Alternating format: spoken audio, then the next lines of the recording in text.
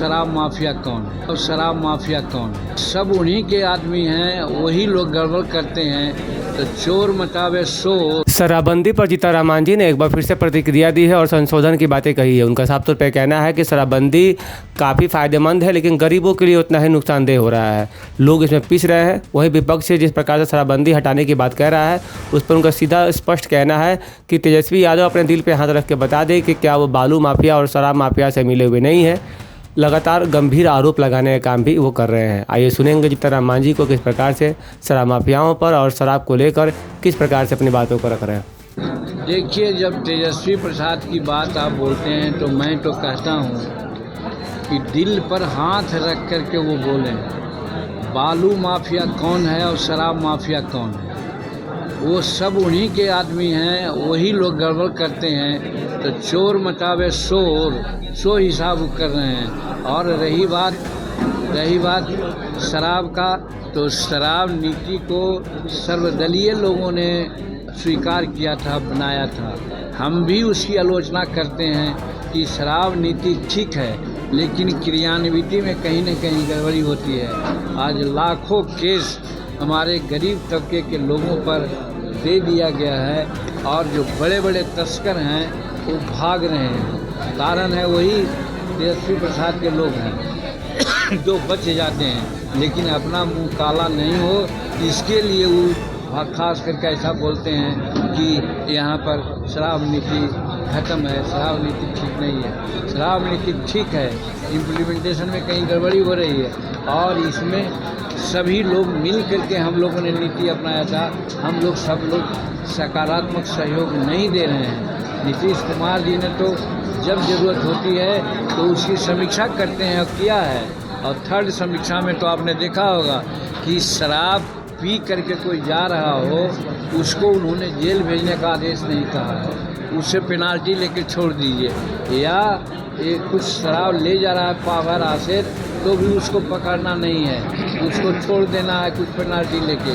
लेकिन हो रहा है उल्टी, जो हजार लीटर 2,000 लीटर ले जा रहा है उसको लोग छोड़ रहे हैं, और आधा लीटर और हाफ लीटर, पौन लीटर ले जा रहा है उसको पकड़ के जेल में भेज रहे हैं या कार्रवाई करवा रहे हैं। ये गलत है, इसमें सरकार को सुधार लाना चाहिए। देखिए, हम तो यहाँ सदस्यता अभियान के लिए आए थे, और आप लोग हंसुआ के ब्याह में खुरपा का गीत गाने लग गए। लेकिन जब पूछते हैं तो मैं सही कहता हूँ कि बंगाल का जहाँ तक सवाल है, बंगाल हर दृष्टिकोण से पिछड़ा राज्य है, और ख़ास करके गरीबी की स्थिति वहाँ ये है कि आप जाइएगा सड़क किनारे तो झोपड़ियों का अंबार लगा रहता है, और झोपड़ियों के नज़दीक ट्रक लगा रहता है। वो ट्रक वाले या तो ताड़ी पीते होंगे, शराब पीते होंगे, यही सब काम करते होंगे। एक काम धड़ल्ले से वहाँ हो रहा है, इसमें ममता जी का ध्यान नहीं है। एक चीज़, दूसरा चीज़, हमारा जो वोट है, हिंदुस्तान का जो रहने वाला वाकई लोग है, वो अगर है तो हम लोग बर्दाश्त कर सकते हैं।